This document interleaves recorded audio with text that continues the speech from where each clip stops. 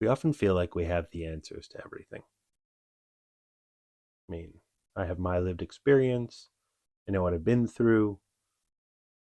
I know how to handle things. And in a way, perhaps the more that we learn to trust ourselves, the more we have the confidence to keep going with that idea. But this week's Parsha gives us a little pause, something to think about, perhaps in a different way. Understand the value of an external opinion. Understand that perhaps we can get caught up and bite off more than we can chew.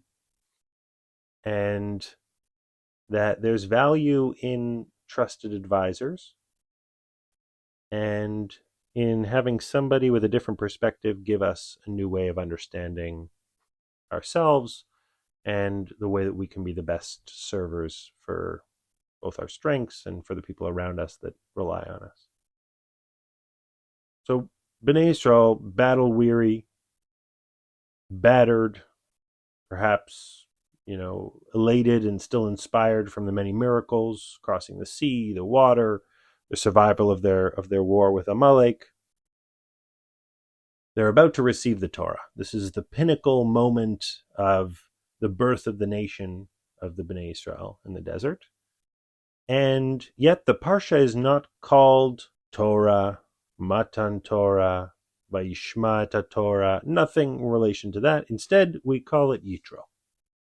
Yitro after a man who was a priest from Midian, not Jewish, who decides to join the nation after seeing all of these amazing miracles. He's inspired. Yeah, he is Moshe's father-in-law, but very odd to choose to name the Parsha after this person, especially in the context of what else we talk about in this week's Parsha. So it's obvious that we have to spend a little bit of time taking a step back and getting to know who this person is that the Parsha is named after, and perhaps learning what it is that we're really doing when we honor him as the namesake of this week's Parsha. So Yitro, as mentioned, he arrives, and his name at its source, even it refers to Yitar or Yatar, means addition. So he becomes the addition to the nation in a way. Another way of understanding also is perhaps abundance. And as we'll see, maybe his approach allows the Bnei Israel to truly unlock the abundance that they're seeking, the abundance of the Torah. But the way that the Parsha frames up Yitro is Vayishma Yitro. The first way that we get to know him is this person who listens. Vayishma is a person who really takes the time to listen. And from this is where we get the Chachma of Yitro. He brings together an understanding, a Havana, a Bina. He brings together an Anava, a certain modesty in the way that he has bittul, is accepted in the world. They say that Yitro had actually tried every religion in the world and had come to the realization that joining the Jewish people and serving was the right choice. And when he joins the nation, he's able to bring in an interesting Chochmat HaGoyim, a Chochmat HaChutz, this external realization that the Bnei Yisrael, going through their own journey so far, really quite a whirlwind, are not yet able to understand on their own. So Yitro, what does he offer? He offers Moshe a warning. He watches him pass his judgments. All the Bnei Yisrael come before him. They ask him questions. And he offers a warning. Navol tivol. Whenever we see a double lashon, we understand that there's something important going on here. Navol tivol. The words translate to "you shall surely wither," kind of imagery invoked of a tree or a branch. It will lose its moisture and then snap off, wither and die. So it's obvious in a way that Yitro is warning Moshe about his own abilities. Perhaps we could think about Yitro as the first management consultant saying, hey, look, you keep this up, you're going to face burnout. This is no way to manage a nation of this scale. As more people have questions, you have to find ways of delegating. It's very important. You should set up some tiers of management that can take care of, these thousands and those tens and, figure out a better way to manage the system. So it's possible that we could look at Yitro as the first executive management consultant providing guidance. But there's another way to understand this. According to the Ari, he says that Moshe had an inner root of Tiferet. Moshe's unique ability to bring together balance and harmony. We'll see this a little bit later as well. What Yitro is able to recognize at this point is that by Moshe spending all day passing all of these little judgments for the people, he's being pulled out of his midah. And he's being pulled into the midah of Gevura instead, of being a severe person, passing judgments, saying yes and no. Yitro recognizes that Moshe is withering because he's out of his element. And in a way, what he does is he gives him this guidance, and he says, not just that you, in his warning, he says that Moshe will suffer and wither as a result, and also the nation.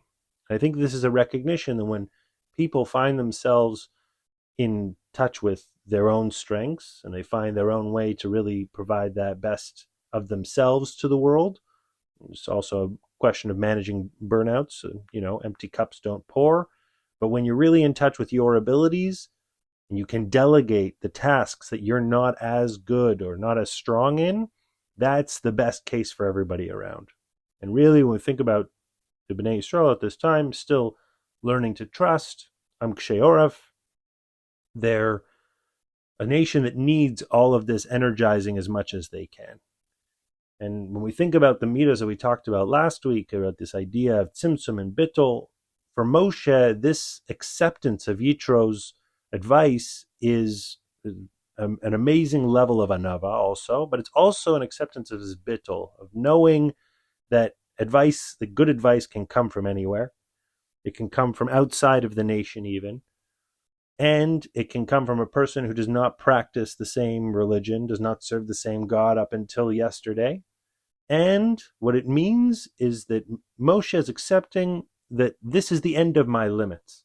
My bittul is knowing where I have my strengths, and I can allow others to step in to help me serve. Now we have a bit of a sense of what Yitro was actually able to do for the nation. He was able to find a way to help both Moshe and everybody to find this acknowledgement of adopting your strengths and passing the torch when you need to. And if we think about this, Sfas Emes brings down that in order to acquire the Torah, in order to accept it, you need a kli. And the reason potentially why this week's Parsha is called Yitro is because Yitro was the one who enabled the creation of this kli. He was the one who gave the nation the tool, the container, to be able to accept the Torah. And this is why it's so important for us to put the story of Yitro right before the acceptance of the Torah.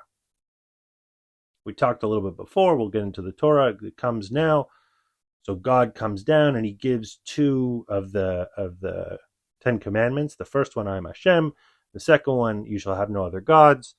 He's prepared to keep going, but Bnei Yisrael says, hey, we can't handle this anymore. We need you to, we need Moshe, we need you to help us. And there's actually an interesting way of understanding this. When God gives his versions of the 10 commandments, the first two that he gives them with a kol from a Shemayim, sort of a raw, unrefined way of delivering. And Bnei Yisrael can't handle this. And later, when Moshe does it, it talks about it with Lashon Dibur also. So what Moshe is able to do is connect back into his roots, connect back into this midah of Tiferet, and become the harmonizer. He can take things that are rough and raw, and he translates them into something that's a little bit more palatable, a little bit more acceptable, articulated for the nation. And this really connects back to this idea that Yitro was saying, where Moshe is able to tap into his own personal strength again and find a way to bring back the right approach for the people, to serve them as the best way that's possible. The number of things we can look at. We can't entirely ignore the 10 commandments. The first 5 of them, the 2 that God spoke of, and then the next 3 as well, those are all about how we connect between God and ourselves. And the next 5 are about how we connect between us and the people around us. So the Torah is really giving us a sense here of both understanding that there needs to be balance. We need to have a connection both with ourselves and God, and then with ourselves and the people around us. There's perhaps an interesting balance here between the commandments that God gave, which are about himself and having other versions of himself, and the next three, which, yes, they're still in relation to God, but they start to bring God down into this earth as opposed to him as a celestial or omnipotent being. But the Torah is given, and now we have the come down from the Torah. So we end this idea of the Ten Commandments, and the Torah ends, the Parsha ends with a very interesting mitzvah, the mitzvah of Mizbeach. And the mitzvah of Mizbeach, in a way, gives us something that we don't practice anymore. We don't make altars in random places. But the idea here is of an altar, and the requirements of it are very, very simple.